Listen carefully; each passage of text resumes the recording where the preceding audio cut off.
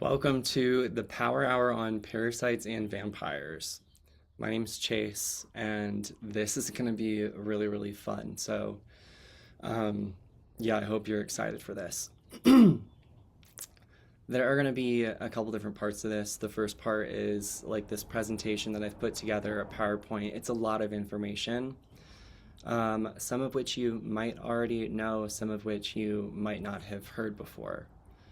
But after the first part, you'll have an opportunity to take a little bit of a break, and then we'll get into the clearing portion and shield work. So it's kind of like three parts, but it's gonna be more like two.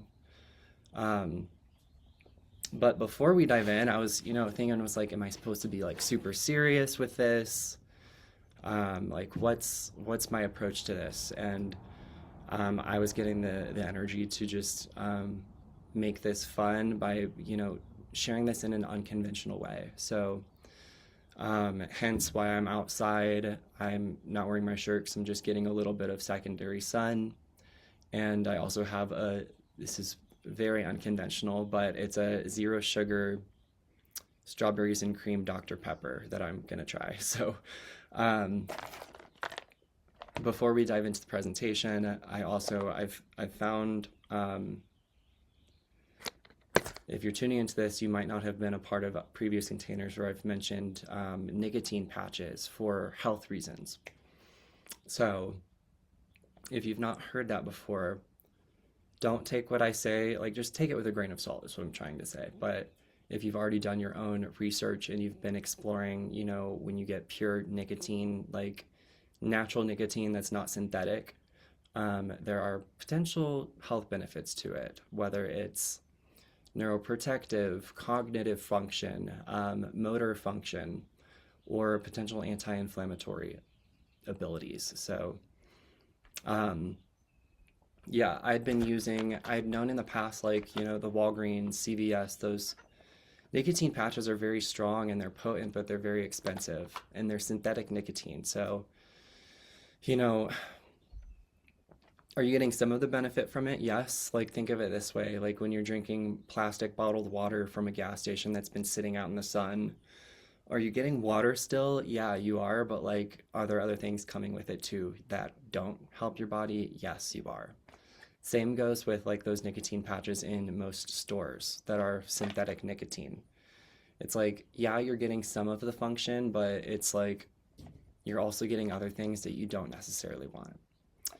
But yeah, this brand called Tolvita or Tola Vida, I don't know if I'm saying that right.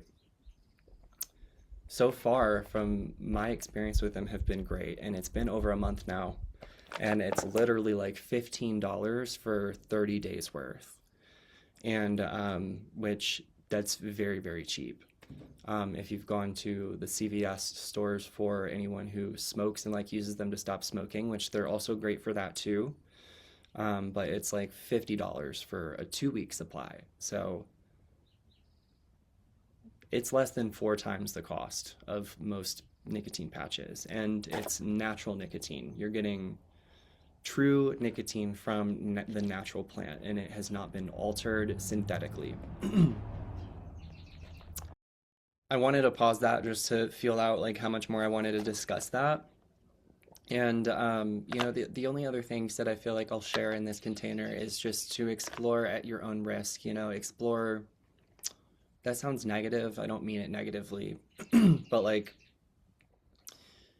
if it's new to you and if it's like completely new and you've been doing like great, you've been doing fine, I don't think it's worth it to like open up a whole nother can of worms exploring, the nicotine patch.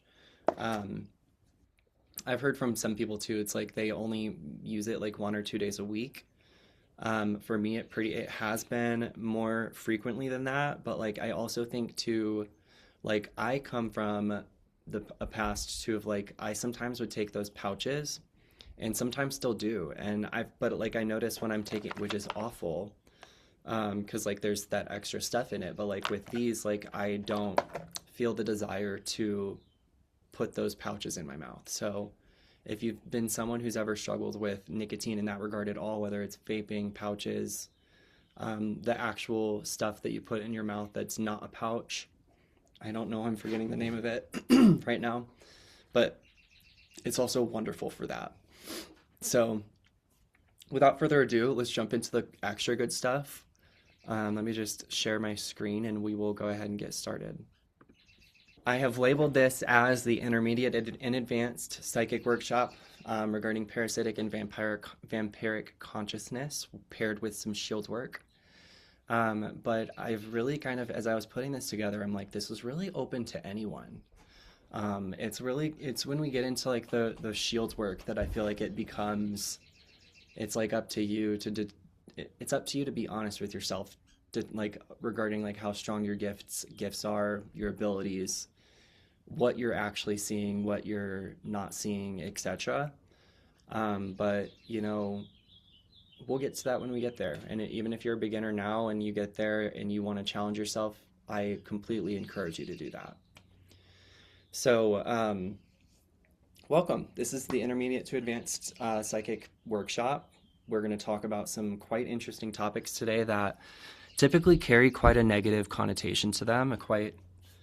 They're icky, they're, dark, they're not sovereign. So, like, there's a reason why we feel certain things towards these things. So, I'm kind of getting into my intro here.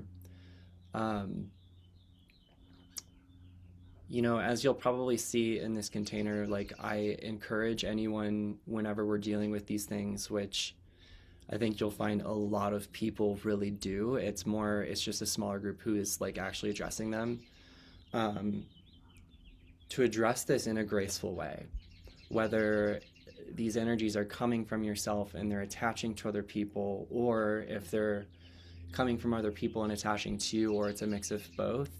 It can be very human to like want to victimize yourself through understanding this journey.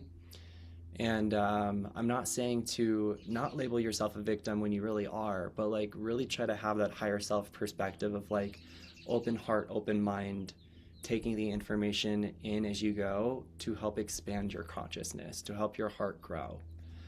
Not to keep you in a box, not to shrink yourself, but to expand you, right?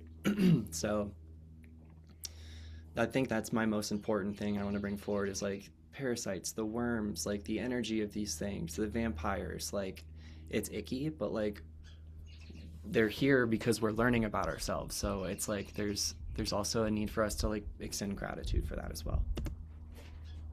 So just diving right in.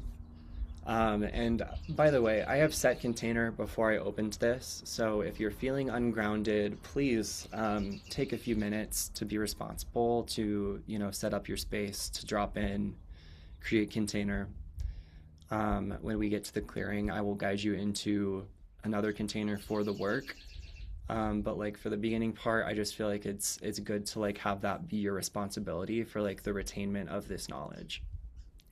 So if you need to pause that, please feel you are more than welcome to do so. And I, at some point, might be moving inside too, because I think my laptop might get close to low. So we will just do our thing together. So yeah, parasitic consciousness mostly exists between the second and fourth dimensions, which are mostly the dimensions most of us, not the second, but like these are the third and fourth, we move through them quite a bit as humans. Now, there are higher dimensional galactic parasites that exist too. These carry a little bit more of an intelligence. I wanted to at first call them highly intelligent, but like I don't want to give them power, but like they suck that power from other people. So it's not, or other groups. So they're not sovereign. It's not a sovereign intelligence. And they know how to work through loopholes and backdoors to access things. But again, like much of what we're currently under attack by are the lower dimensional ones, which to me is like, yeah, it's not only sad, but it's kind of frustrating because it's like, from my perspective, these are the easier ones to kind of learn and evolve from, which do involve like taking a good look in the mirror too, and it's involving the self. But yeah, so another important thing that I'm glad I made note of this, I'm going to make it very clear in this container when I'm talking about physical parasites. It's a complete different conversation. It's a complete different topic. I'm going to get to this in a little bit too, but you can more think of it as like a parasitic consciousness group. Parasitic consciousness. So, yeah, two completely different things. They're related, but they're very, very different. Also, just yeah, expanding on that too, there are things as good bugs. I think some practitioners, some holistic health practitioners do kind of over focus on this by like making this known to people. But like it's very true whenever you're doing a parasite cleansing or, you know, deep gut cleansing, like you're not just clearing that bad stuff, but you're often clearing away some of that good stuff too. So it's very important to be mindful of that whenever you're doing any cleansing at all. Um, you know, what are you doing to repair the gut, to seed the gut of like the newer bacteria that you want? Um, but yeah, so when I'm talking about physical, that's the other thing too, is like I think some people over focus on physical parasite cleansing. But I also think a small group, don't focus on it enough. So, you know, there's a scale to it, I'm sure. But I've actually probably only done 3 parasite, like true parasite cleanses in my life. I do a lot of cleansing that like keeps the need for me to like not need to do physical parasite cleansing as much, if that makes sense. So maybe I can talk about that in another time, but yeah, the physical parasites that I like mostly concern myself with, I mentioned here, but it's like Toxoplasma gondii, gallstones, which aren't even bugs, but it's just like buildup, pinworms, whipworms, giardia, tapeworm, liver fluke, etc. Um, but yeah, so just keep that in mind. You know, not all bugs are bad. Kind of just like not all people are good, not all people are bad. You know, like there's a balance. So yeah, once we work through more of the lower dimensional parasitic consciousness, the, you know, energetic attachments, it's an energetic attachment at the foundation, but like there's more to it when they're energetically attaching. But once we work through more of those in the lower dimensions, many of us are also going to be met with more of like the higher consciousness, intelligent worms, parasites, so to speak. And just explaining, I mentioned here too, explaining how that can show up. And I see this quite often these days too, just because we're becoming more aware. But like, if you have like a very intense karmic soul tie with someone in certain timelines, and this might change from time to time. It might not just be like black and white, like you are this for the entirety of the connection, but like in certain timelines, you or they like literally might appear as the parasite in the Akashic. And yeah, like that's heavy. It's a lot. Like Akashically presenting as like a worm is intense, or like as like just a severely parasitically attached. Um, and this can be where it can be kind of hard. Like if it's self-inflicted, shame might come up. If it's, you know, coming from another person, anger might come up. So you know, like I mentioned here, just like remember to, if that does come up, if and when that does come up, because it's quite frequent, just remember like you or they are more than the parasitic consciousness that's coming up to be cleared out or to just to learn from. There's so much more than that. They are the love that you see in them too, or you are the love that you see in other people too. So it's just, yeah. Let me make sure I spoke on what I wanted to say. Yeah, just like when the emotions come up, make sure to hold space for them, but like work through them. You know, don't attach to the emotions either. Just like do what you can to be the observer of them too as they're moving out of your field, out of your body. So it might seem like we're already diving really, really deep into parasitic consciousness already, but that's really just like my brief intro.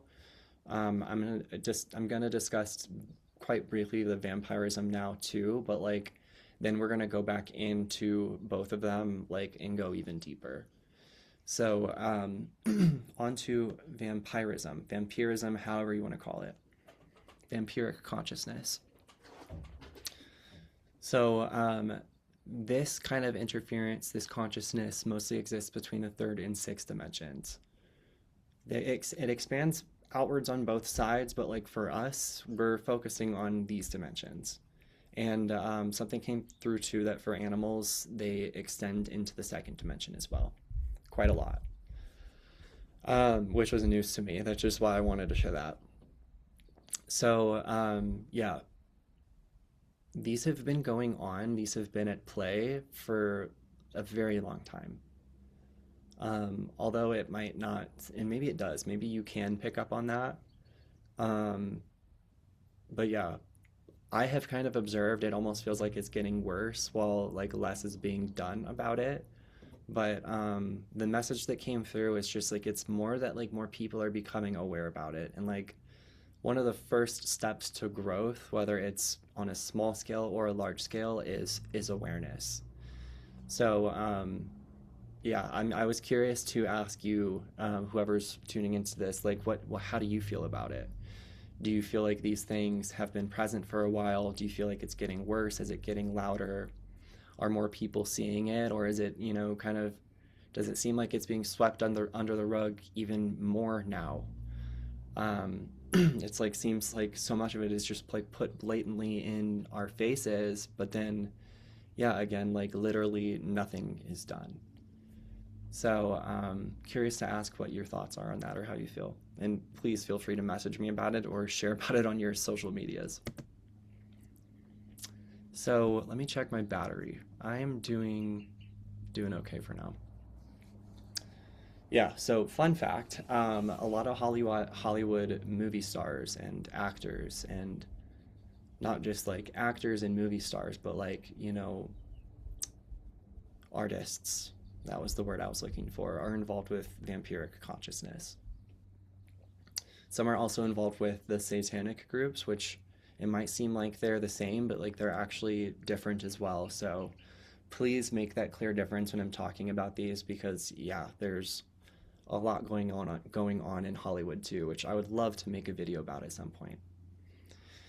So yeah, a lot of the Hollywood stars are involved with vampiric consciousness, and a lot of the Fallout stars are some who either chose to stop engaging with the rituals, the satanic stuff, or some of those who like kind of got kicked out for whatever reason. But like, yeah, they often deal with the parasitic consciousness, which I found was quite interesting. So, being involved with parasitic, and these are just two little notes before I get into vampirism more. Parasitic energy usually involves more unconscious awareness. It still has to involve conscious awareness on some level, but it involves much more unconscious awareness. With vampirism, vampiric consciousness, it usually involves more conscious awareness. Both of them are rooted in the shadow, and I've already said this, they're quite similar, but like at the same time, they're two very, very different consciousness groups. Um, so yeah, just once again, parasitic energy, more unconscious, vampirism, more conscious. But again, with the parasitic stuff too, like they have to be conscious about it on some level somewhere. Otherwise, yeah, it just doesn't just happen like that. So it can be super easy to, want to look at these things and just to let this, dark feelings and like these nasty projections come out whenever you think about these two groups, especially when they can be really icky to navigate. But, there are levels to these groups, and not only that, but it's just like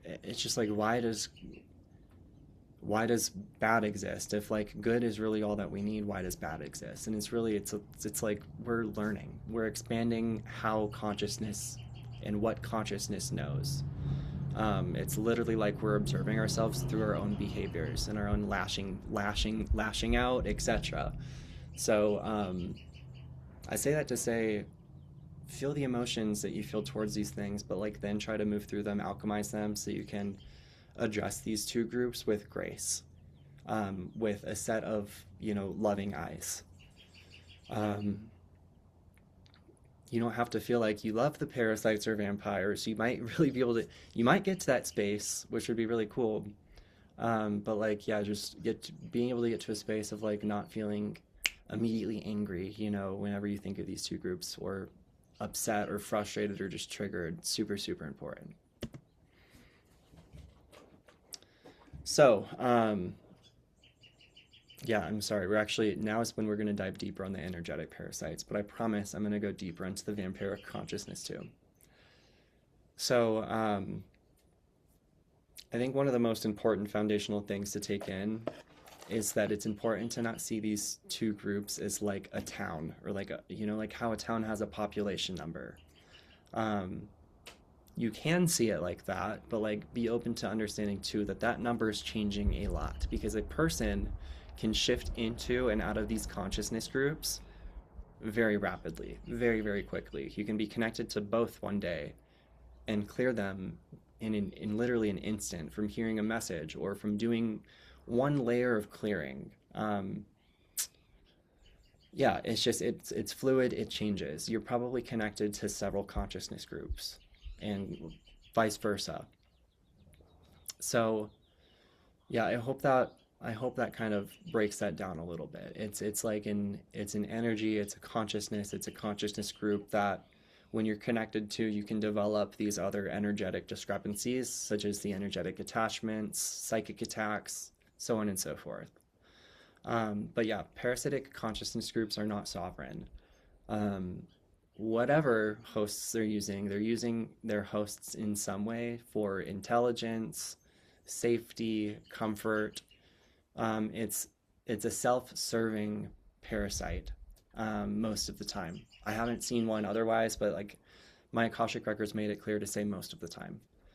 So yeah, just as physical parasites suck the host of nutrients like true minerals, vitamins, the food that you're eating, energetic parasites suck their hosts in different ways by things such as judgment, belittlement.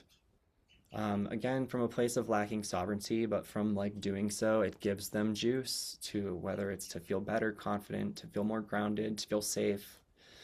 Um, and yeah, I wanted to make this note too. Monitoring spirits, I see this word thrown around a lot online, and they fall under the parasitic consciousness group. I think some monitoring spirits might also be connected to the vampiric consciousness group, but at the time I was channeling this, the majority falls under this category. And a note on monitoring spirits. I think that's just more of like a widely understood word or term that people have like grasped, but it's a very broad term that the monitoring spirits are connected to different consciousness groups, whether it's vampiric consciousness group, parasitic consciousness group, artificial intelligence consciousness group. You know, it's a I think we call things monitoring spirits just because we don't understand really what the root of it really is. And I say we as a collective because I don't want to speak against or on someone, you know. But if we can understand the root deeper, you might find the parasitic consciousness group, or you know, the vampiric, etc. So yeah, again, most people or entities that have a lot of parasitic consciousness either usually have a very low view of themselves or a quite often distorted high view of themselves. There is like an in between, but it's more often than not that they're one or the other. It's less common for someone to have a very healthy view of themselves, but then to struggle with quite a bit of parasitic attachments, parasitic consciousness. But yeah, so they use their hosts for confidence, a way to make them feel safe. But yeah, so that's a little breakdown on that.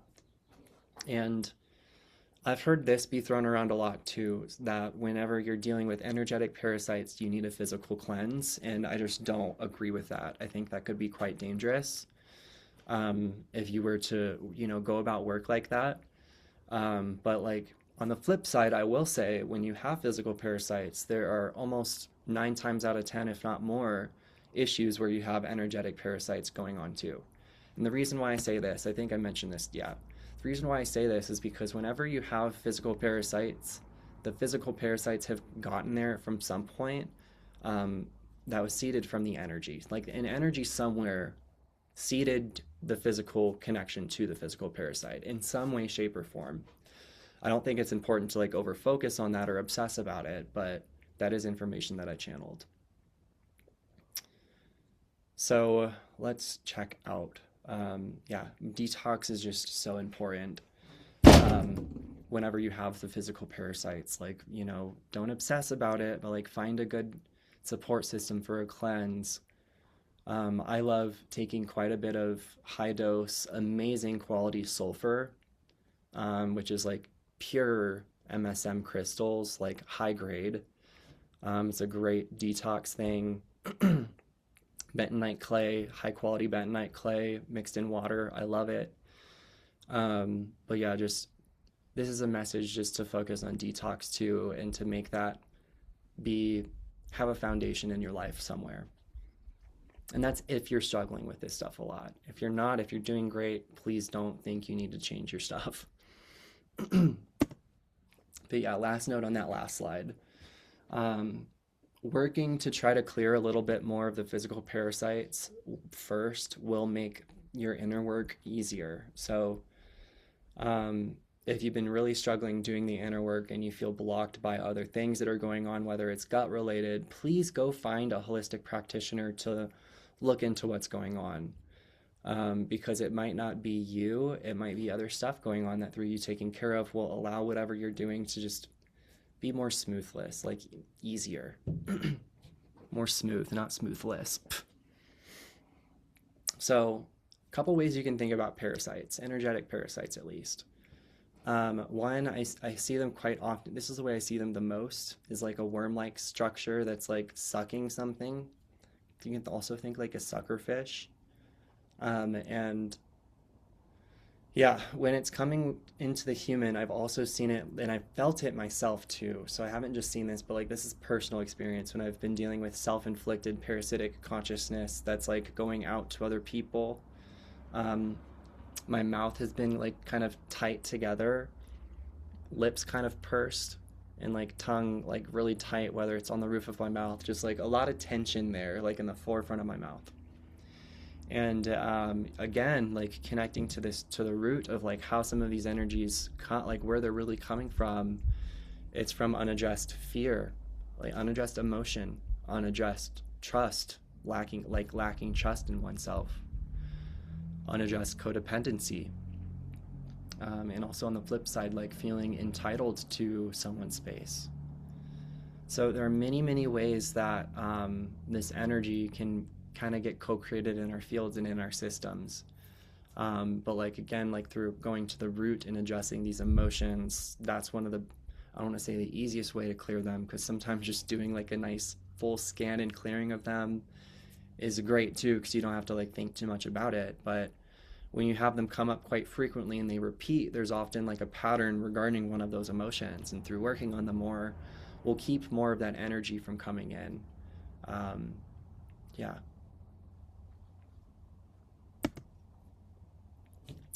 So I've also seen them look like leeches, but it's been described to me that when they appear this way, that this is more a hybrid of a parasite and vampire, which it's kind of, this is newer to me.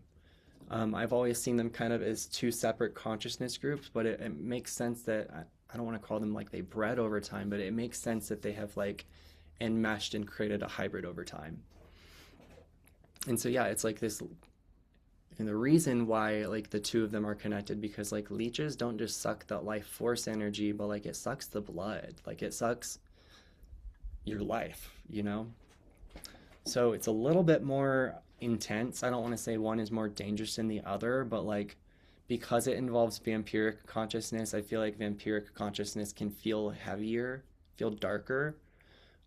So yeah, I think I made a note about this too, that parasitic consciousness, yeah. Um, it typically is a little bit higher of a vibration. I don't understand why yet, but I think there's a connection to, this isn't the full connection, the full reason, but I think there's some connection to artificial intelligence and how that's a higher vibration too, and how people with parasitic consciousness tend to have more issues, you could say, with artificial intelligence being in their systems and having to clear that artificial energy. So, yeah, clearing them is both one and the same. So, and I really don't feel like one is harder to clear than the other. If anything, I will just confirm that the leeches or the full-blown vampirism, vampiric consciousness, like it feels a little darker, um, and heavier. And I'm getting this message too, and I've known this, so maybe this is important to share with you, that sometimes people struggling with a lot of vampiric consciousness also have a lot of satanic consciousness too, or satanic attachments that might even drive some of the vampirism. So that also can kind of confirm why that would feel a little bit heavier or darker. So yeah, again, honor the emotions, work through it all, clear it, like then do what you can to come back to your baseline, come back to that unconditionally loving, that graceful space. And this is a nice little entrance into this one. So when you do feel like you're parasitically doing something to another, whether intentionally or unintentionally, and you recognize it, it's very, very important to give yourself grace. You're gonna feel guilty, you're gonna feel the shame, you're gonna feel the judgment anyway, but like, work through it, address it, but like don't overly cast judgment on yourself. I channeled this, but like 98% of the population experiences parasitic consciousness both ways, meaning not just coming from other people and it's like, oh, I need to have healthier boundaries, clear things out, but like it's no, coming from self too. So yeah, just another reason why it's important to be graceful is like you're one of a few who's like actually addressing it, because the percent who's actually addressing it is so much smaller than the 98. Yeah, therefore, the emotions, the blueprint that you seed as you're supporting yourself through this is just super important, not just for yourself, but for other people to follow in your footsteps. Very, very important. And yeah, on the flip side, like when this happens to you from other people, do what you can to embody grace. Work through it. Strengthen those openings, including your boundaries, even if that means to like not let them in as closely or at all. But then that internal forgiveness, like truly, it's so important. As I was writing this too, I wrote, think about the golden rule. Like, how would you want someone else to treat you through that process? You know, try your best to treat them the same. And hopefully you answer that in a graceful way. So yeah, last message about that is this is not a ticket to be a doormat until, let people just do shit. But like the foundation of grace, the consciousness and wisdom that comes from being able to be in that space. Vampirism is a little more widely understood. Likely from the shows, the myths, the legends that we've all heard. Actually, I like these. I feel like this is doing something to my crown. And yeah, there's a correlation between a lot of truths that we've seen in the stories and how vampiric consciousness really works. You really can think of vampiric consciousness as someone who avoids light personally, whether it's like physical light or, that energetic light, or like avoids accountability, alchemy, facing themselves, and or who likes to suck light from other people, whether literally, likes to take other people's light, take the stage, steal the show, or they like to expose other people more than they like to accept their own shortcomings. And sometimes with vampirism too, there's black magic or psychic attacks at play as well. And the reason why this is the case is because with vampirism, there's often, we're going to get to this in a second, but like there's usually other feelings and emotions that are driving that person's actions and subtle behaviors, hence that are driving the vampirism. And there are different emotions that are connected to the parasitic consciousness. I think you're going to find that out in a second. And you might have already gotten a glimpse of it. But think like envy, rage, hate, greed, like the really like dense ones. These are very different from what drive parasitic consciousness, which is like sadness, disconnection, fear, low self-worth, low self-trust. I'm trying to think of another one right now, but I'm not getting anything, etc. Um, there are quite often a lot of heavier emotions tied to vampirism. There can be heavier ones tied to parasitic consciousness, but it's going to be less common. And, when we're getting into that territory too, they probably have vampiric consciousness going on as well somewhere. Um, but yeah, so I personally feel like with parasitic interference, it almost feels like it's more innocent. Even though it involves consciousness, it involves conscious awareness in some regard. I just, yeah, I feel like people who have or deal with a lot of parasitic energies don't mean as much harm as people who come in with vampiric consciousness. And there's probably quite a lot of truth to that, but I'm sure that there are graceful people that deal with vampiric consciousness too. But yeah, I just wanted to make note of that. So, in a moment, I'm going to give you a little bit of a break and I'm going to charge up my laptop. But we're going to do, after your break, we're going to engage with a nice, hefty clearing of not just these two energies from all forms and sources, but like a very complex, very in-depth clearing that's you will feel good afterwards. Um, it's stuff that we often miss and just skip on from because it's like we're doing okay, we're managing, therefore blah blah blah. But like it's just a brief 12 or 13-minute clearing that I'll walk us all through, and then I haven't decided if I'll give you another break, if we'll kind of just seamlessly move into the next practice, but which is where we'll really work on the shield. I'm going to talk about the shield after we come back from our break. Yeah, because I want you to be in that in part two when we're getting there. So give me 1 second. Yeah, this is going to wrap up the part one portion for the vampiric consciousness, parasitic consciousness breakdown. I'm going to give you a couple minutes of a break. I'm literally just going to pause this. There's not going to be a separate recording, but I'm just going to charge my laptop a little bit, give you a break, and then we're going to get into what is the shield? Like, what is the purpose of a 12D shield? What does it do? What are the effects of it? Like, what's the purpose of taking time to develop a shield's going to help in the future moving forward? So if you're wondering that, we'll break down that soon. So meet back here in just a few minutes, okay? The shield. What is a shield? I think one of the most important things I want you to take in and understand is that there's no one way to picture it. There's no one way to build it. Making it super unique to you is, I think, very, very important. Using your imagination, also very, very important. Definitely use your discernment regarding whenever we're working with our imagination. There can tend to, have some artificial influences come in. So do what you can to, be strong and like be grounded in what you're imagining and building out, which I will be guiding you through that part. But this first part, we're going to just do a clearing. Like I'm going to clear the stuff that might make it hard for you to like really focus on what we're going to do. Because yeah, when we're working on our shields, which is often not like a one and done thing, it's like it takes time. It's very, very important to not be in the energy of lack, of fear. Those are the two biggest foundations. You can feel a lot of different things that are connected to lack and fear, so be mindful of that too. Lacking faith, not trusting self.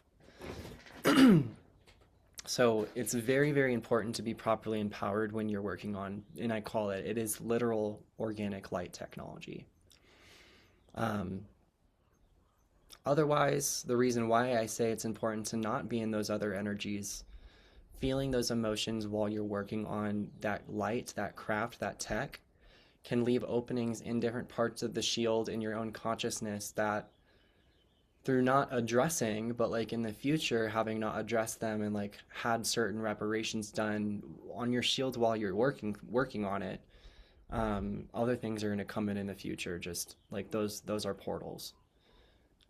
So yeah, that's why I'm doing this in this way, where it's like we're gonna do a little clearing first, not just a little, but like it's a quite a hefty clearing, which basically seeds you to be in the perfect energy to like work on the shield. So I'm gonna see if I can show my face again. So I don't want you to just see it as like, if you're sitting here, I don't want you to just see it as like a shield that's like here. Um, we're gonna get to this, but I just want to talk about it now. Um, it's gonna be something that's inside of you, outside of you, in all directions. So it's not just like one thing that you're holding up on one side, but it's like living tech that's like not just flowing through you, but like flowing within and around you as well. Like think holographic structure change, force field type change, like all in all directions. So that was the main thing that I wanted to share. Back to this.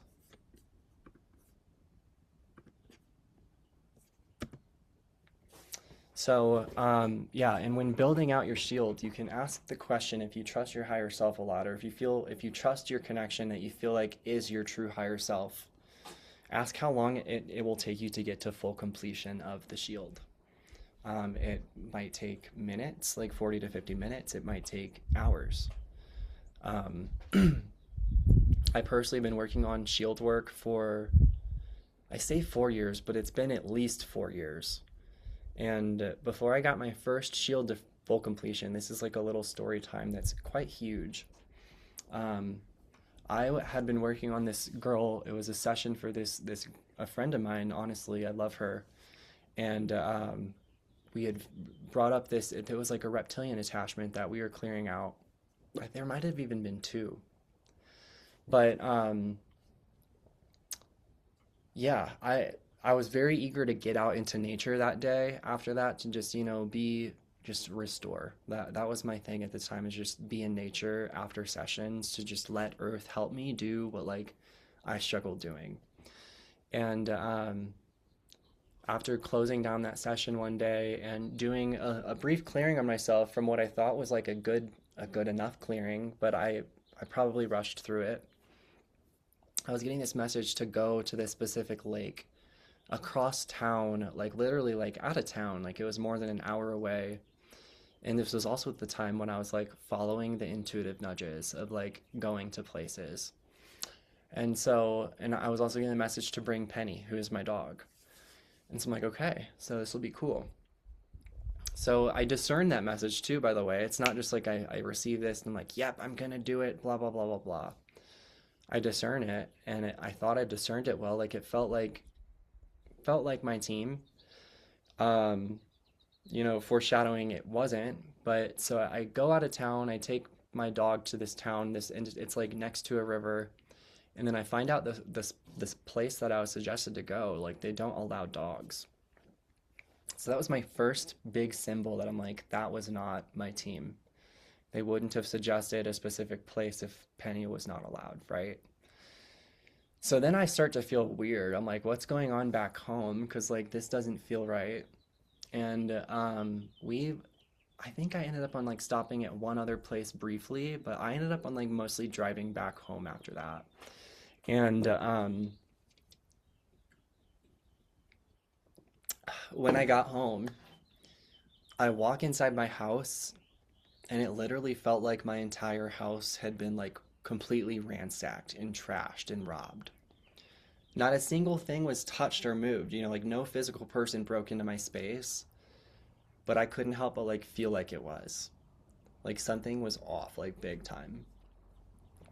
So I drop in a container, and while I'm dropping in a container, these beings who were looking at me while I was looking at them, and seeing me start to set up container to clear them, were just staring me dead in the eyes, just sending me this like this one artificial being was just standing in my kitchen staring at me like with his hand out, and like this weird codes were coming out of his hand like with this weird grin on his face. It's just like, ew. But I came to find that I hadn't cleared one of the reptilian like attachments, entities from that. I cleared it from her space, but they stayed in my space. And so I had to clear them out of my home, my field. But the reason why I share that story is because I learned, like, I was really developing my shield at the time, and it was this really cool, not just intricate design, but like intricate intentions as I'm creating it in container. You know, it's very potent stuff. It's potent magic. But like I was getting the message that they saw the blueprint of what I was building. And so I made the conscious decision to scrap what I was working on entirely and to like start building out a new one. And ever since then, I feel like I'm making small tweaks on it. And I won't even call mine to full completion because I feel like I'm constantly changing it. So please don't obsess over making sure it gets to completion either. I think the more important fact is that you're taking time, intention, and energy to work on it, to give some of your light to this shield that's supporting you. Yeah, so what this thing can do, what these shields can do, is like once we have them quite strong enough, it can be quite possible to become very strong. I'm not going to call it immunity because that feels like a far reach. But like whether they're psychic attacks from other people, projections, negative beliefs or ideas from other people, or like true black magic, like some of it's not going to land at all. Like you're just not going to give thought to it because like you're so not tuned into it at all. Like yeah, it's almost like you're just so focused on the development of like your path and your light and shadow, your alchemy. But like some of the other stuff that will come in, like your resolution of it will be easier, far easier. Coming back to that graceful baseline will be a lot easier as well. So that's my goal. Why I continue to work on my shield is just because it makes the work, it makes the rebound. The rebound is like a perfect word to describe it. Easier. The rebound is faster. It got hot right there. So during the clearing, by the way, a couple things. While I'm guiding us through the clearing, you're gonna hear me clearly guiding, like speaking like connect to your heart, connect to your breath as we set container. But once we get to the clearing portion, the blueprint of the clearing, I have found over time, over the years, is best read in a way as if it's like the I am statements. So even though I'm going to be reading it like that, I want you to internalize that code as if I'm speaking it into your field, or if it's like that you're speaking it into your own. It's a very important foundation to have now before we're actually in it and you're like questioning how do I approach this? Either speak it, like repeat it to yourself internally as if it's a dialogue coming from you, or let the codes come into your mind as if it's like internalizing it to you. But during that journey too, I suggest to be open to being shown different levels or layers in which vampirism, vampiric consciousness, or the parasitic consciousness has been at play. Whether it's through people, places, foods, habits, what have you. The goal is to expand our awareness of ourselves, right? So do what you can to be open to learning about that. Asking for percentages too, like what percent is it me? What percent am I connected to it right now? So on and so forth. What percent am I aware of it? What percent is unconscious? Asking for percentages can take you into many different realms just from the questions that you can ask alone. And if you feel like you don't trust what you receive as much, then I would just focus on surrender and trust. Surrender to the clearing and, just trusting yourself, trusting that if you're meant to kind of learn more in time, that path will reveal itself. Yeah, and if you're extra developed, check what belief systems are these groups connecting to? Like, where are you connecting to them through certain stories, beliefs? Um, what parts of the field? Is it more upper? Is it lower? Is it back? Unconscious? Is it conscious? Again, there are just so many avenues that you can take this. So I think I've talked a little bit about what does a shield do for you, but I'm gonna read just a little bit more, and some of this kind of is half jokingly, but like also quite serious. So a strong shield can make your everyday life easier. Your nervous system, if you have a strong shield, your nervous system is going to be a lot more relaxed. Same with your vagus nerve. From that alone, your physical health is going to be better, your emotional health, your mental health, superior. From that, it's getting better sleep. And from all of those, which I just read, can also restore each of our own personal hormones to a certain extent, just through regulation. If you're one who goes about your life, runs your errands, and is often constantly just focusing on other people and thinking about what other people are thinking, whether it's at things like the grocery store or the gym were the two big ones that came up, where you're just like kind of thinking about other people excessively. This helps seal up your own mind too from excessive thoughts, excessive worrisome, and intrusive thoughts, whether they're coming from you or other people.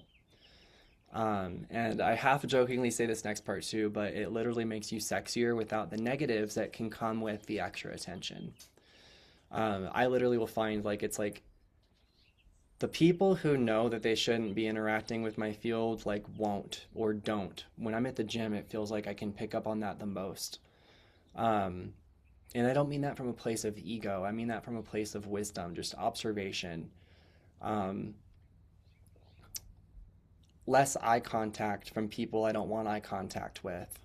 And part of that probably truly is from my own mind focusing on what's right for me to focus on, but like I also know the effects of the work that we do on ourselves affects other people.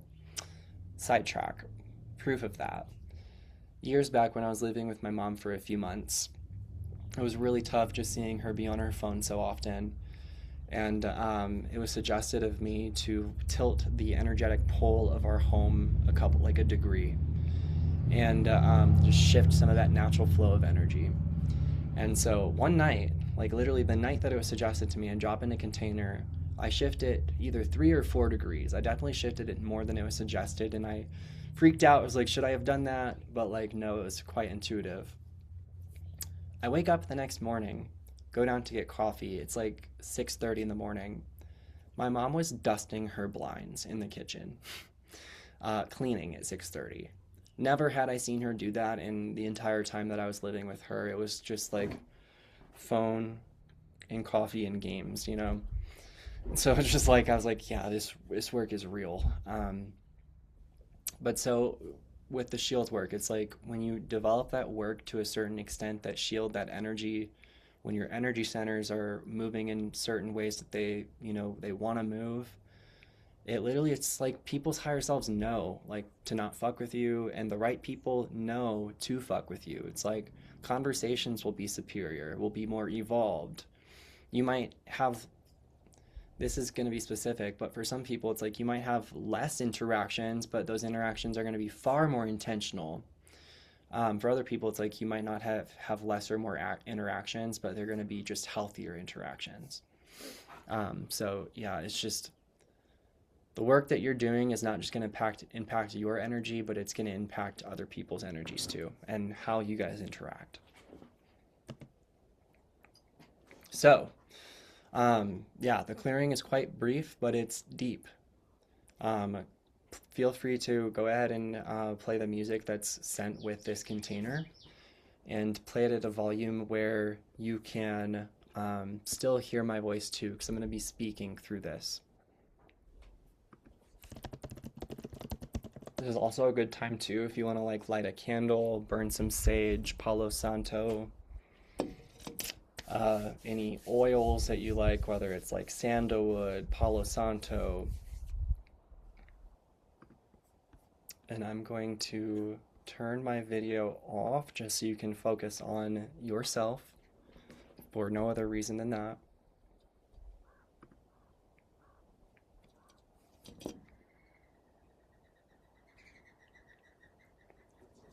And just taking a couple of moments connecting to your breath.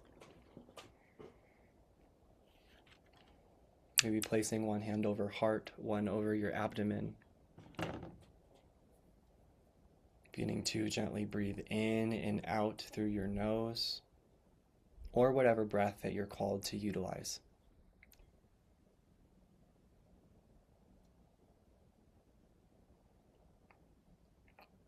But for anyone who doesn't know, if you do seal your lips through meditation, through your breathing, you will get more oxygen through your breath into your blood. So if you feel like you need more oxygen, maybe try just the nose breathing.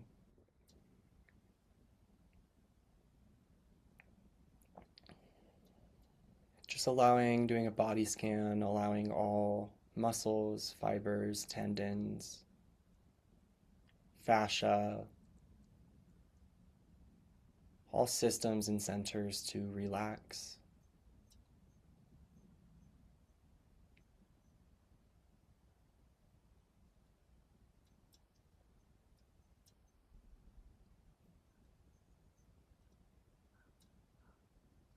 Beginning to bring your focus down towards the heart.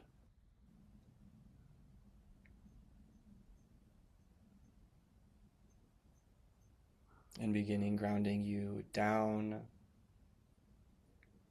down, down, down, down. Down into the heart of Mother Earth, where we strengthen our heart to hers and hers to ours.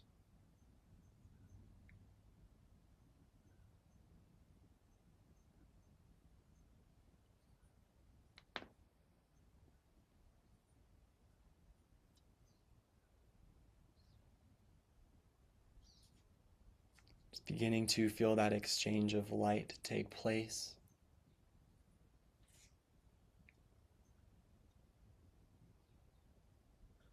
Connecting to the unified field of one and the unity consciousness grid.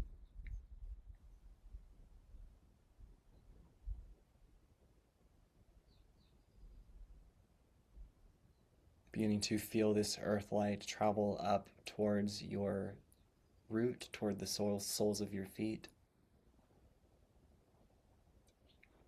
Sometimes you have to feel like you're pulling that earth light up too, so if you need to feel like you're pulling it up, that helps as well.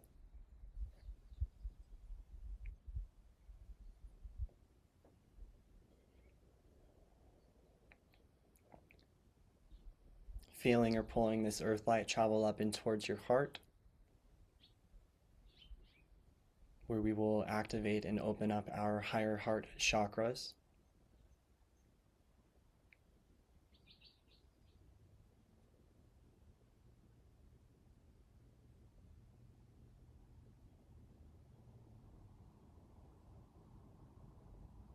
Feeling this light travel up into the throat, third eye, and crown.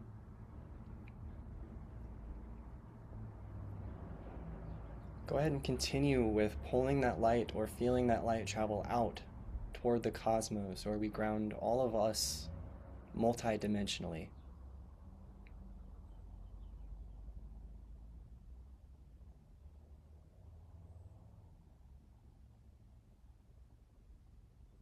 Inviting in each of our true higher selves.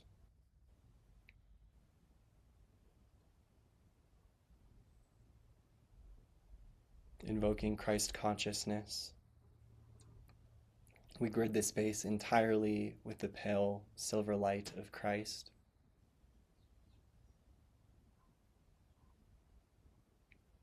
Calibrating, anchor, lock, and seal.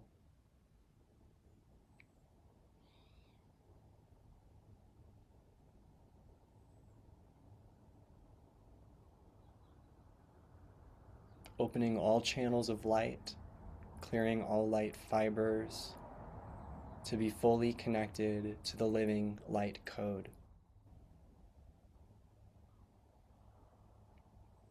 Invoking true source consciousness, true source light. inviting in the living light of the one true God.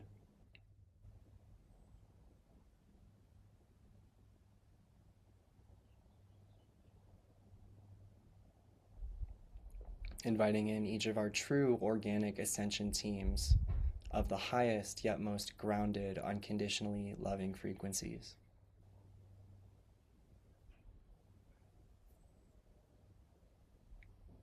Ingrating unconditional love, self-acceptance, and compassion within, around, and throughout this space.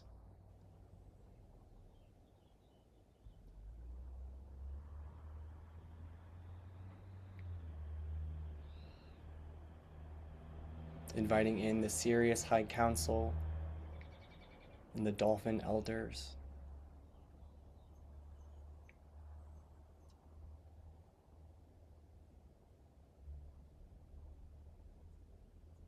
Opening up portals of diamond white light into each of our 7 main chakras, including the 2 portals of the palms of each of our hands.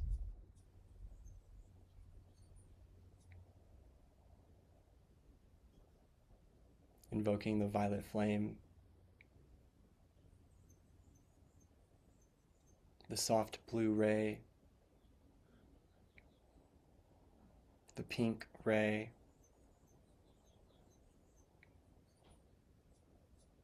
and invoking the white holy fire.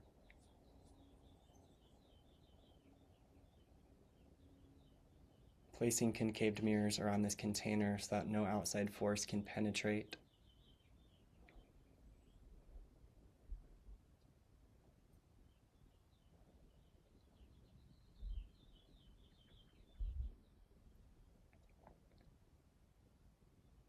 Connecting to the cardinal directions: north, element of air, spirit of the eagle; east, element of water, spirit of the whale; south, element of fire, spirit of the phoenix and of the dragon; and connecting to west, the element of earth, spirit of the bear.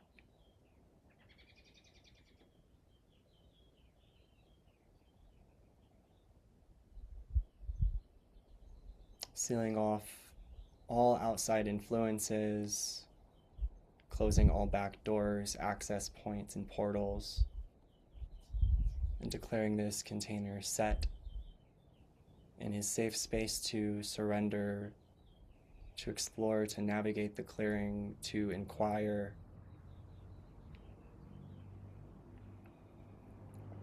And this is the part where it might sound like I'm reading it to myself, but really focus on either internalizing it as the codes coming in and you're repeating it to yourself in a way, or just like letting the codes do their thing, leaving your mind out of it.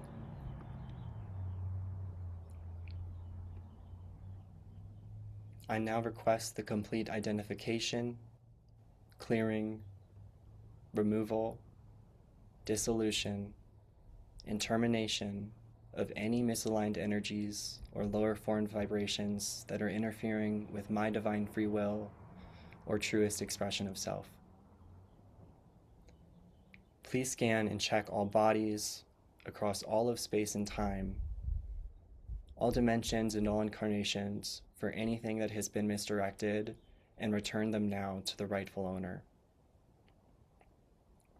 This includes the return of all codes, Nephilim reversal programs, imbalance matrices, negative implants, devices, machinery, structures, intelligences, architectures, attachments, cords, negative alien influences, or any negative manipulation with intent to harm. Please locate and clear any and all black magic, spells, curses, hexes, rituals, or symbols located on any part of me from any and all incarnations across all dimensions of space and time.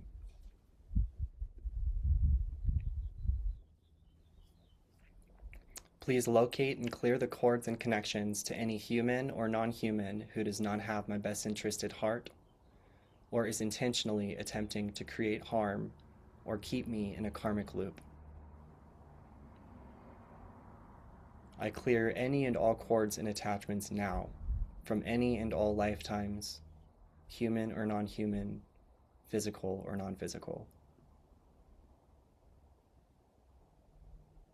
From the light of God, I dissolve and clear any and all manipulation, enslavement, or interference with any person, place, or thing to be removed, cleared, and terminated from any involvement.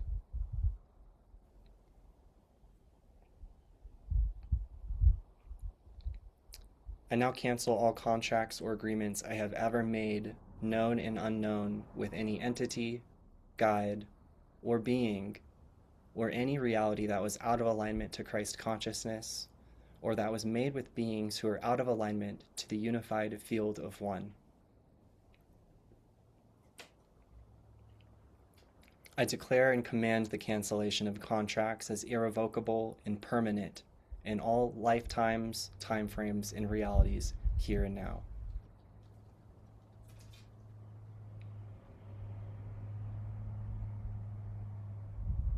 Please locate and clear any and all psychic attacks with any frequency of manipulation or interference intended to derail me from my highest timeline.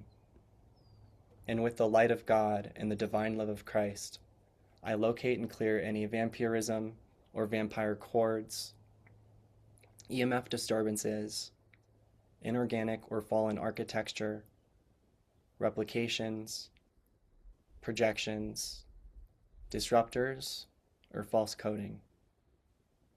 Please close, shut down, and remove any and all forms of dark portals, access points, back doors, rabbit holes, siphoning points, satanic or Luciferian energies, any parasites or lower formed entities, or dark mother or dark father programming.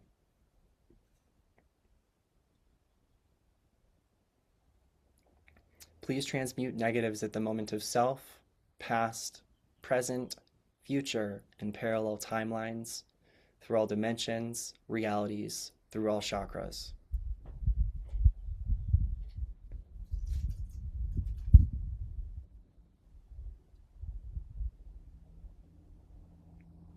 I locate and clear all forms of mind control, negative thought forms or disruptors of any kind, as well as all negative imprinting conditioning or subconscious limitation programming. Locate and clear any disease coding, hive mind mentality, false king of tyranny programming, or any interference of the mind draining my energy. Locate and remove mind control now. Just to repeat that last part. Locate and remove mind control now.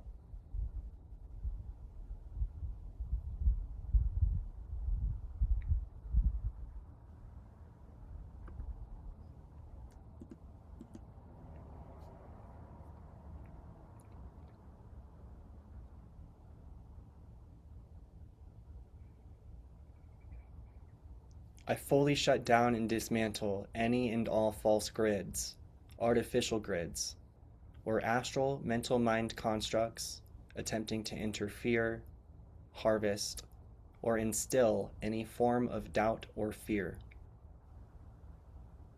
I fully shut down any false mind constructs, virtual realities, astral grids that are trying to trick or instill anything into me. Please scan for any devices or programs interfering with my divine free will or truest expression of self.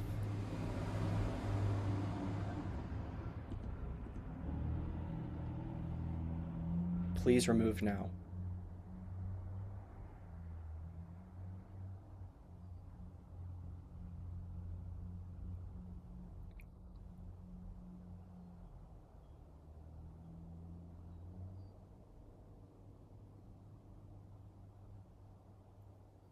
Please do a double scan and check the bodies through all body systems, all stations of identity, parallel realities, throughout all of time and space, throughout to the source of the first spark of origin and creation of myself, this space, and all who dwell here, and clear, remove, dissolve, and terminate when necessary any and all forms of energetic disturbance or programs interfering with my divine free will. Locating and removing any debris with the intention to come to completion of the removal of all misaligned energies.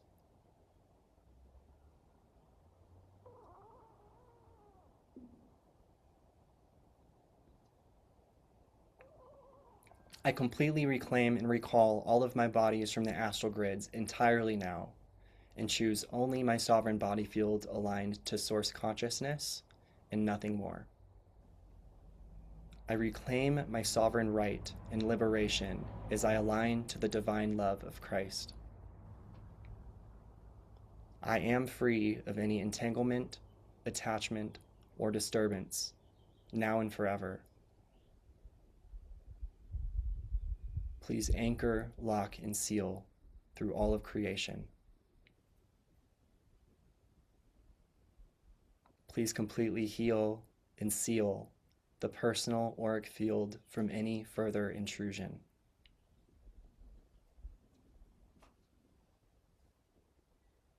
I call forth to fully establish the divine original source God blueprint within and throughout this space, this field, and all that I am.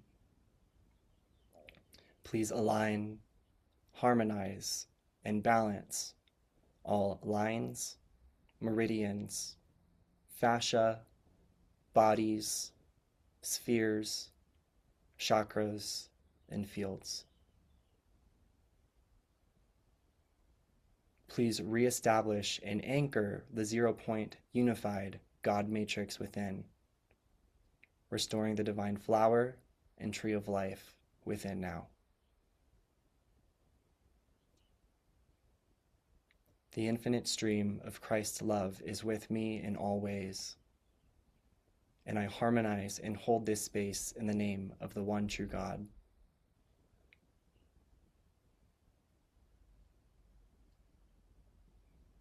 Thank you.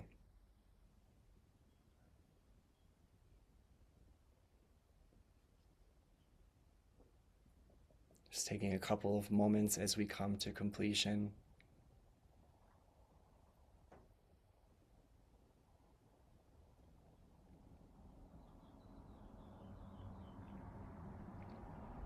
No rush coming back into the body or waking up.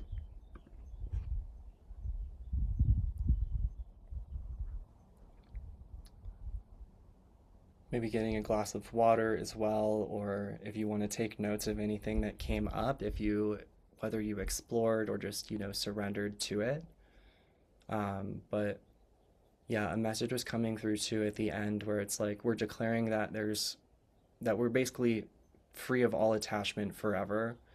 And I know that's far reaching, but like it's a blueprint, it's a code, it's helping us seed our fields. So yeah, I guess just be open to recognizing that like this isn't going to keep you good forever, but like just because it says forever doesn't mean it's like that you shouldn't use it or something like that. It's a really, really good tool, especially because I feel like in ways it connects to the shield. So take a couple of minutes as you're coming back into the body, and I'll pause this briefly just so you can kind of regroup before we go back into working on the shield a little bit. Welcome back. Or I guess for you, it's just like a continuous thing, but welcome to part 3, which is going to be the shield work. So I'm actually going to be leaving my video off, not because I don't want you guys to see me, but just because I have found that like when we're doing this type of work, like peering in to open, like when I'm in a container such as like yourself, where you're like being guided into something, it can be a distraction to like open your eyes and to want to look at what they're doing. So this is fully just for you. That's what this entire thing has been about. Is just to support you with information, new practices, new light, new knowledge, to continue the development of your soul, your path, your life, your knowledge, your wisdom. So before I clicked start on this, I was getting the message to be open to like the organic light showing you kind of like developing itself around you. It definitely requires your involvement. Like, do not get me wrong. But yeah, I was just getting for someone to like be, and it's probably for the collective, just be open to, once we get going, I'm gonna seed the practices, but like just be open to being guided by the light as you're working with it. And if you're someone who does not have clairvoyance, that doesn't mean that you don't have access to it in different ways. B, it also doesn't mean that you can't work on it to grow it, to make it stronger. And C, it just also doesn't mean that there's no other way for you to receive. So I know for me, I was a very visual person at the start, and I think that's what helped me get going. But yeah, it's different for everyone. So if you struggle seeing, do what you can to work with your imagination. Very, very important. But you just might find, if you're someone like that, you might be less guided by the light, because like the light might be trying to guide you in different ways, but you might struggle being able to see or subtly feel how it's happening or how it's wanting to have happen. So if you'd like to play music, you are more than welcome to do so. But I do find when we're doing more of this intentional work, sometimes silence is even better. So just deciding what feels right for you. And then this part will probably only be about 15-ish minutes, so it's not crazy long or anything. But just know too that we're not getting to completion. So just be open to working on it more in the future, and be open to asking your team, like, how's it going? You know what I mean? Like for checkups, how's the shield looking? How is it holding up? What needs to be strengthened about it, so on and so forth. What can be strengthened about it. But gently reconnecting to container, connecting to your breath, bringing the awareness out of the mind into the body. And also, just for a quick practice, bringing your awareness down to the right tip of your middle finger, feeling what it feels like if your face was on the middle tip of your finger. And now feeling what your face would feel like if it was on the left middle tip of your finger.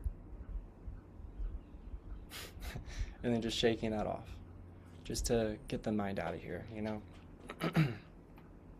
So, connecting to your heart, visualize that beautiful heart of yours, that juicy heart of yours beating. Whether you literally see like a fleshy heart, you know, with a bunch of blood and the valves, or you see like an energetic, crystalline type of heart, you see it beating in a way. Visualize the beats of this heart beating at the exact time that your heart's beating. That it's like a replica of your heart.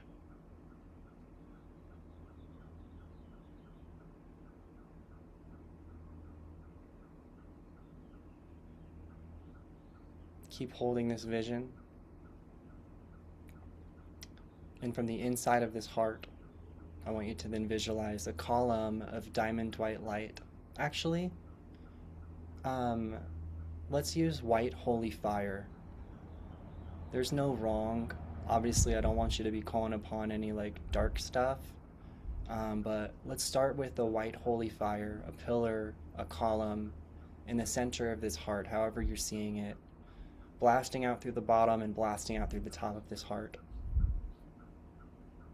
I want you to make sure you're visualizing it extend beyond the heart too. So like you see the light going down beneath the heart and you see the light going above the heart.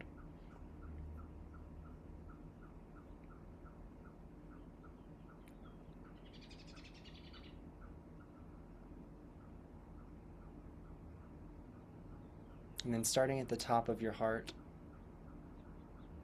visualizing that column of white holy fire to then extend out so that it can circumference the whole heart. And then you can go down again to the bottom of the heart where the column of light is protruding through the heart, and allow this light to extend past the edges of the heart too. And then after that, you can connect these secondary layers of light so that essentially your whole heart is encompassed by this white holy fire.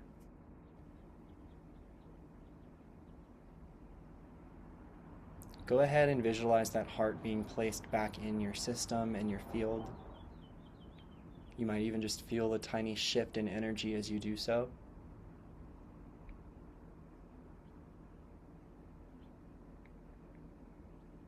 And this is the very beginning, by the way, so I don't want you to think this is like it. Now once that heart's back in your field and you might have felt that like connect, that clicking of light, we're going to take that same, if you use the white holy fire, stick with it. Or whatever you used for the first part, I want you to stick with it for this next part too. But now in your own field, like literally in your heart, in your field, now visualize that same column of light. I'm going to call it white holy fire because that's what I'm currently working with. And extend this column of light all the way down through your feet, through your root. If you're sitting or lying, if you're lying flat, visualize the light going through the soles of your feet. If you're sitting, visualize the light traveling down through your root. And again, making sure you can visualize or feel it expanding, extending beyond your feet or beyond your root.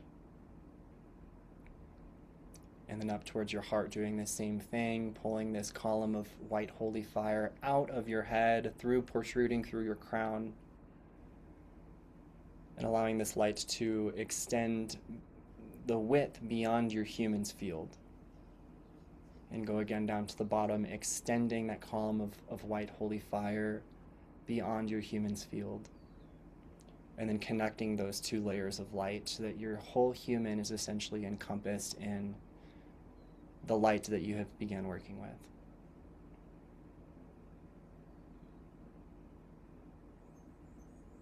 And if you intuitively feel like there are gaps, allow yourself to fill them in.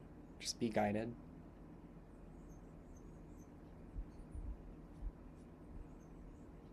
Asking for any openings that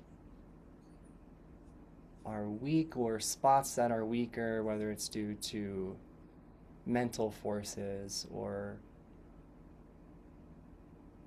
emotions, belief systems that you might not even be aware of. Asking for these layers of the field to currently already be strengthened.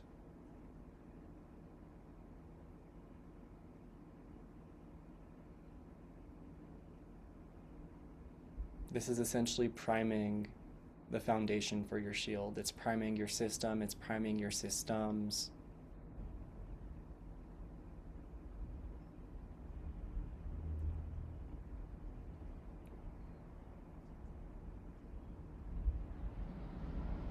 And if the mind feels intense too, please invite in this white holy fire into the mind as well. You can see it as like a liquid light seeping into the crevices and just like the different nooks and crannies of the brain. I just feel like someone in this container is very heady right now.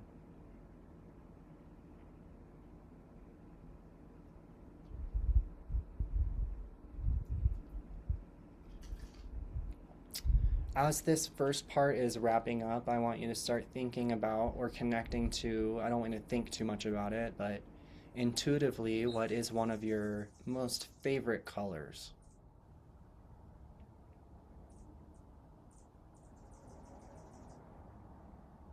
And you can get very specific about the shade, the kind of color it is, the type of color.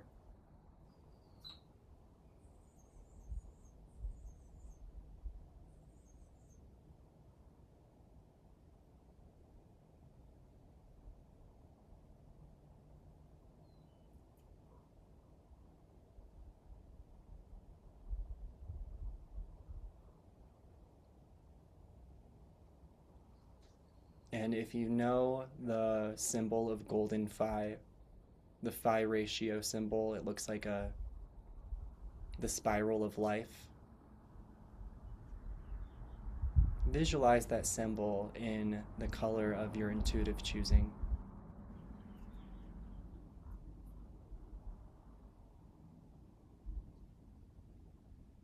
I want you to visualize that symbol, like speck it all over your field, over your container, like polka dot your field with this golden phi symbol in the color of your intuitive selection.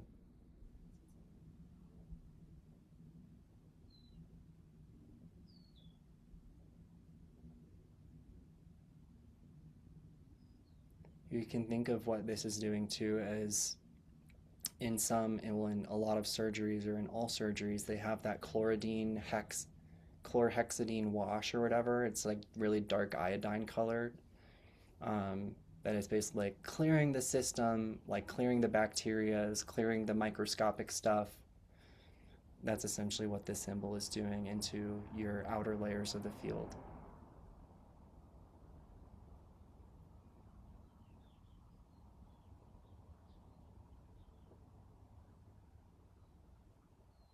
Now in that same color,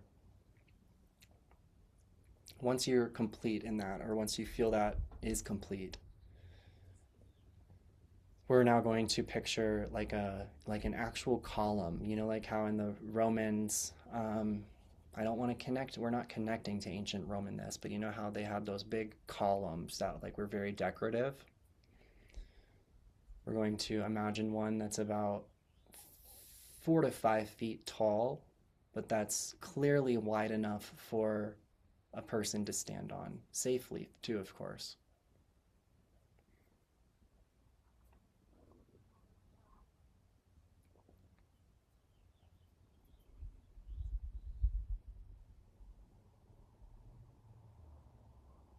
And visualize this column in that color of your intuitive choosing.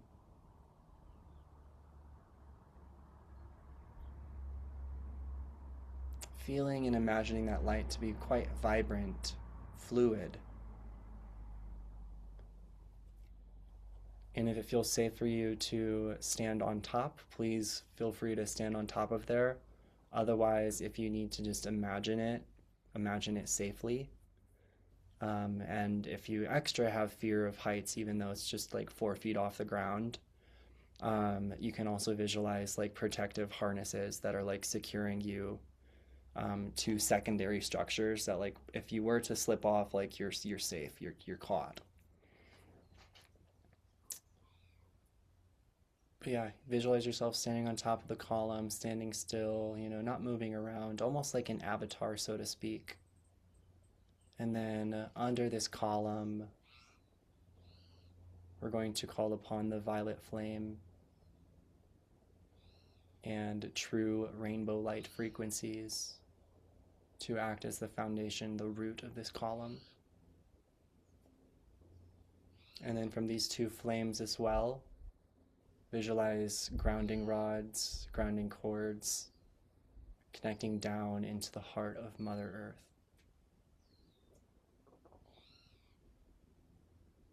And once we reach the heart of Mother Earth, beginning to visualize another connection, a complete separate cord connecting from the heart of Mother Earth and traveling up directly into your heart.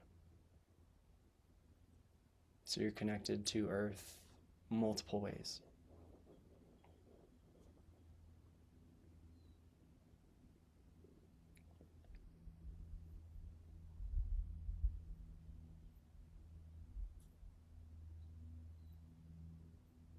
Focusing on the crown.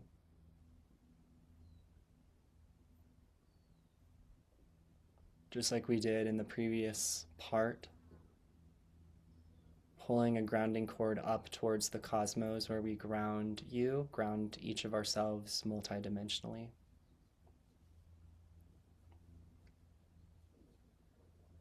And for only those of you who like truly have a strong discernment of the galactics and have a strong connection to them, I invite you to develop and imagine that cord connecting from them to you as well directly. Otherwise, if you feel like there's some wonky stuff going on in the galactics, please just don't worry about this part. Your shield will be just as good, and I think you'll actually be like rewarded in some way for like, honoring yourself by like not calling in something that you don't know for sure is them.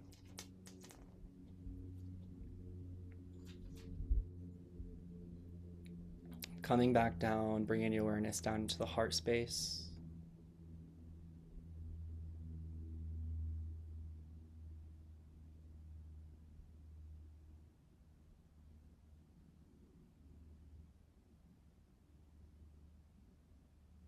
I want you to be open to being guided in this next part, but for one group, excuse me, there is this suggestion to again allow yourself to intuitively connect to a strong color that carries like that just embodies a certain energy that feels safe and um, you know royal to you.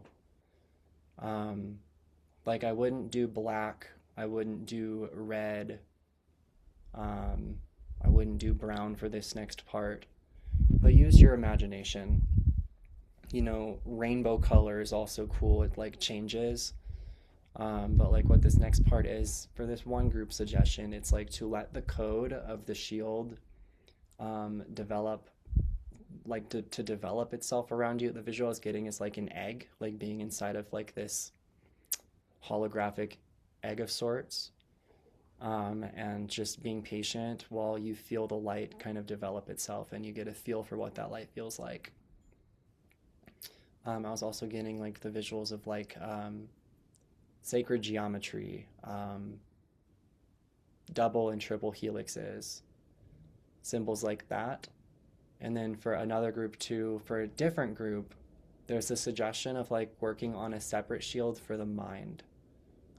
Like coming about this in two different ways, working on the one shield that we've started to develop for like your energy as a whole, like including like your physical energy. But like there's this second suggestion that like developing like another shield for the mind for mental influences that tends to come in could also be helpful. So let me at least get you guys started on that second part for the mind if you're wanting to explore that, and then I can kind of start to try to wrap us up. Like I said, this is not going to be a one and done thing. You really have to be open to like taking time to work on it, and it doesn't have to be like you have to do it all in one day. It's a lot of work. So like 10 to 20 minutes at a time is plenty. And then wrapping up, sealing off the work that you've done for that day, and then diving into it like the next time.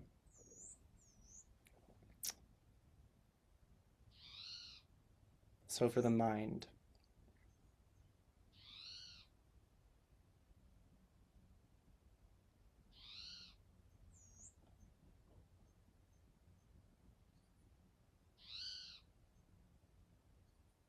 visualizing or imagining there to be a heartbeat up in your brain, up in your mind, similar to how we were doing it in part one.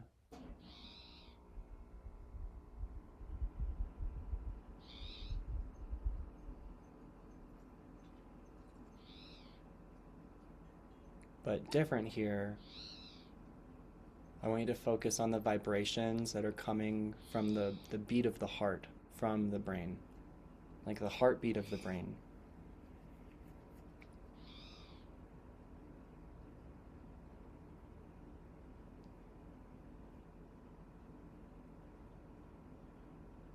Asking for your brain's heart to be restored to its natural rhythm, its natural functions, that it's safe, that each heartbeat of your brain, and I know this sounds silly, but with each heartbeat of your brain, each vibration pumps out healing frequencies that are reverberating and healing different aspects of your mind, your temples, your crown, that your brain's heart is to beat free of attachment, that it's free.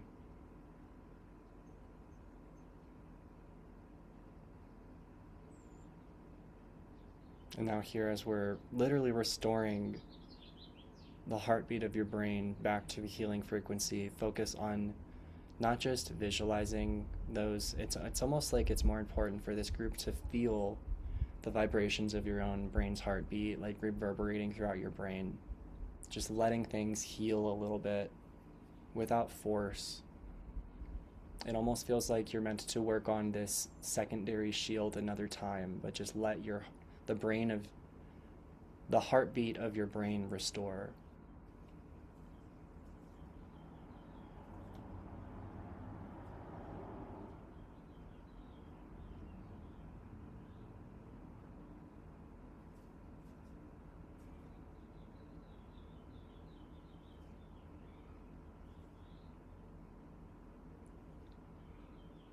I'm getting the spirit of the turtle quite a lot, like a sea turtle,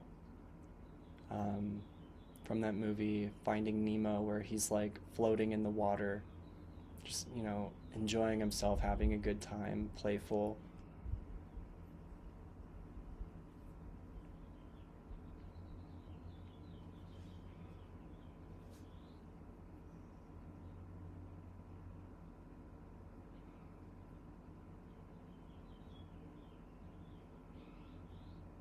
Focusing on the temples too, visualizing the right temple to have its own heartbeat,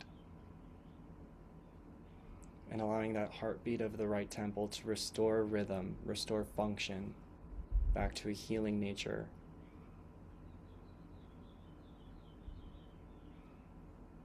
Same with the left temple.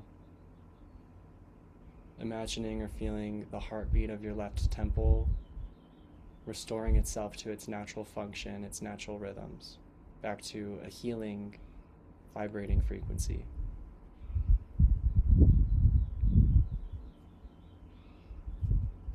And let's visualize another one on the back of your head, the back part of the back of your skull, having its own heartbeat. Yeah. Giving it permission to rest and relax back into its natural functions, its natural rhythms, back to where it can beat and vibrate at a healing frequency.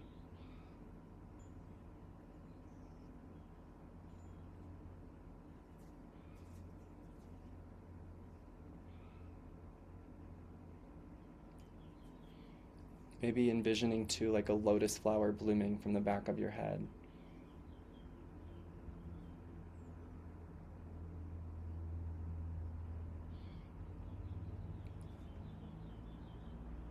Yeah, for someone, I'm getting like quite a lot of back. It's either one really big back door or like quite a few small back doors open in the back of the mind. That through doing this type of work, it really seals off those external influences, external and internal influences. Let's also do one on the tippity top of your head, feeling a heartbeat be on the center top of your head. Feeling it be restored to its natural rhythm, its natural function.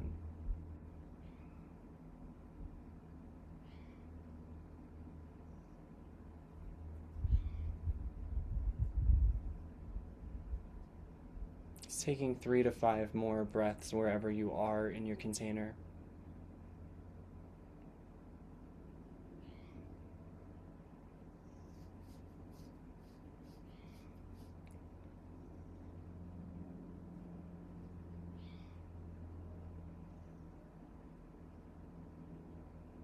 And we're going to begin to seal in all work that has taken place, all healing light that has been shared, transferred, and alchemized.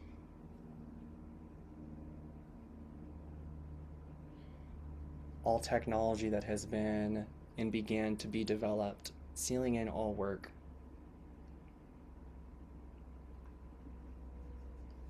And also just once again connecting to that container of grace, self-acceptance, and compassion.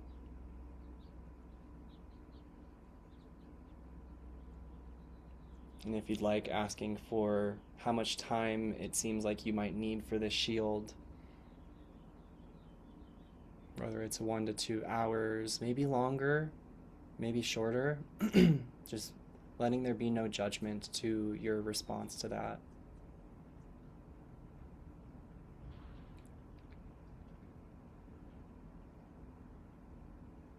And if you're in the light bearers community, we'll be working on the shield work just more in the future. So if you feel like it helps you to have that additional support, um, yeah, and if you're in the light bearers, that's what we'll be doing some of that together over these next couple months in container. So all in all, that's the container. That's my power hour. Um, you know, again, just let all of this information provide you with more fuel to continue to be graceful. And yeah, if you're not in the light bearer community and you feel like you liked the support that came through today, um, please, you're welcome to join. Come check us out. Um, for March and April, the entry price for the rest of the year is $120, just since we've already done January and February. And you still get all of the benefits. So all those benefits can be found in my profile. And yeah, I'm just sending you a whole bunch of love, and keep using your discernment for whatever work that you're currently doing. I know it can be and feel quite challenging, but like sometimes if we didn't have the challenge, like we would stay stuck, even more stuck in cycles. And so whatever the challenge that you're presented with right now, I hope you can look at it with like a healthy set of eyes, so that you can empower yourself through it instead of degrade yourself through it. So sending you lots of love, and I will see you soon. Thanks for hanging out.